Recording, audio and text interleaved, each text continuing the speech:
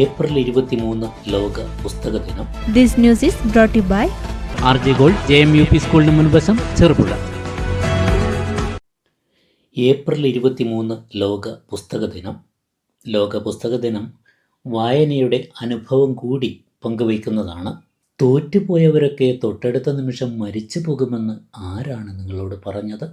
നിങ്ങൾക്കറിയാഞ്ഞിട്ടാണ്.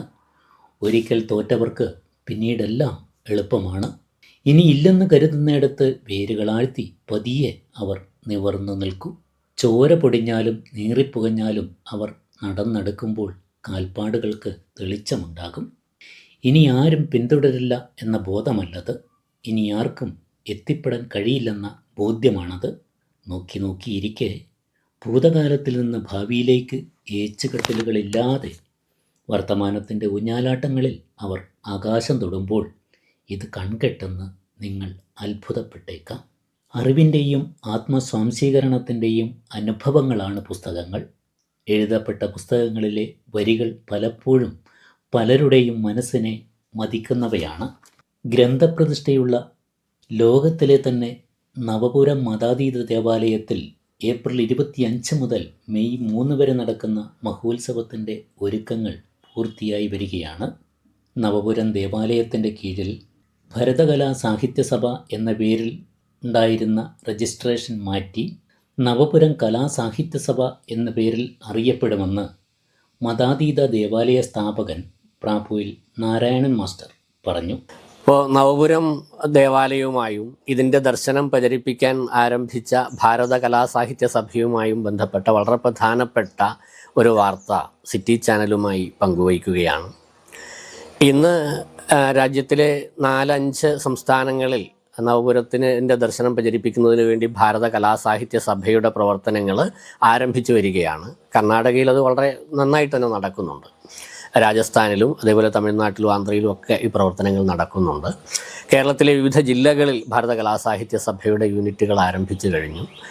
അപ്പോൾ ഇങ്ങനെ മുമ്പോട്ട് പോകുന്നതിനിടയിൽ ഭാരത കലാസാഹിത്യ സഭ എന്ന പേരിൽ മറ്റൊരു സംഘടന രജിസ്റ്റർ ചെയ്യപ്പെട്ടിട്ടുണ്ട് എന്നൊരറിവ് ഞങ്ങൾക്ക് ലഭിച്ചു.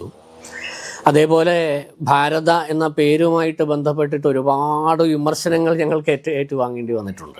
ആ വിമർശനങ്ങളെ ഞങ്ങൾ കാര്യമാക്കുന്നില്ല. കാരണം ഒരു വാക്കും ആരുടെയും സ്വന്തമല്ല എന്ന് നവപുരം കരുതുന്നുണ്ട്. അതുകൊണ്ട് അതെല്ലാവരുടേതുമാണ് ആ വാക്ക് എന്ന് ഞങ്ങൾ കരുതുന്നു. എങ്കിലും ഈ പേരിൽ മറ്റൊരു സംഘടന രജിസ്റ്റർ ചെയ്യപ്പെട്ട കാരണത്താൽ ഇപ്പോൾ ഭാരത കലാസാഹിത്യ സഭ എന്നതിന് പകരം നവപുരം കലാസാഹിത്യ സഭ എന്ന് ആ സംഘടനയുടെ പേര് പുനർനാമകരണം ചെയ്യാൻ ഇന്നലെ ചേർന്ന നവപുരം ഭാരത കലാസാഹിത്യ സഭയുടെ, ഇതുവരെ അങ്ങനെ ആയിരുന്നല്ലോ, അതിൻ്റെ ഇൻ്റർനാഷണൽ കൗൺസിൽ തീരുമാനമെടുത്തിട്ടുണ്ട്. വിവിധ രാജ്യങ്ങളിലും അതിൻ്റെ ചെറിയ യൂണിറ്റുകൾ, വളരെ കുറച്ച് ആളുകൾ വീതമുള്ള യൂണിറ്റുകൾ പ്രവർത്തനം ആരംഭിച്ചിട്ടുണ്ട്. അപ്പോൾ ഇന്നലെ അങ്ങനെ ഒരു തീരുമാനം എടുത്തു. ഇനി മുതൽ ഭാരത കലാസാഹിത്യ സഭ അറിയപ്പെടുന്നത് നവപുരം കലാസാഹിത്യ സഭ എന്ന പേരിലായിരിക്കും.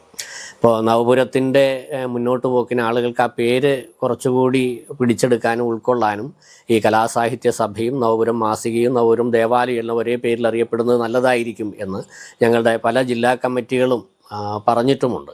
അപ്പോൾ ഇതൊക്കെ പരിഗണിച്ചിട്ട് ഭാരത കലാസാഹിത്യ സഭ ഇന്ന് ദേശീയ തലത്തിലും ദേശാന്തര തലത്തിലും പ്രവർത്തിക്കുന്ന ഭാരത കലാസാഹിത്യ സഭയുടെ പേര് നവപുരം കലാസാഹിത്യ സഭ എന്ന് മാറ്റിയതായിട്ട് സിറ്റി ചാനലിനോടും ചാനലിൻ്റെ പ്രിയപ്പെട്ട പ്രേക്ഷകരോടും ഈ ലോകത്തോടും പറയാൻ ഈ അവസരം ഞാൻ ഉപയോഗിക്കുകയാണ്. സ്വർണ്ണാഭരണങ്ങളുടെ വിൽപ്പനയിൽ പുതിയ മുഖമുദ്ര RJ Gold ചെറുപുഴ. ഏറ്റവും മികച്ച ഡിസൈനുകളിൽ കമനീയമായ ആഭരണങ്ങൾ, മാറുന്ന കാലത്തിലെ മാറ്റത്തിന്റെ കലവറ. 916 BIS സ്വർണ്ണാഭരണങ്ങൾക്ക് നാളിതുവരെ കാണാത്ത കുറഞ്ഞ പണിക്കൂലി, മനസ്സിനിണങ്ങിയ ലൈറ്റ് വെയ്റ്റ് ആഭരണങ്ങൾ, മലയോരത്തിന്റെ മടിത്തട്ടിൽ ഏറ്റവും മികമാർന്ന ആഭരണങ്ങളുമായി പുതിയ സ്ഥാപനം RJ Gold JMUP സ്കൂളിന് മുൻവശം ചെറുപുഴ.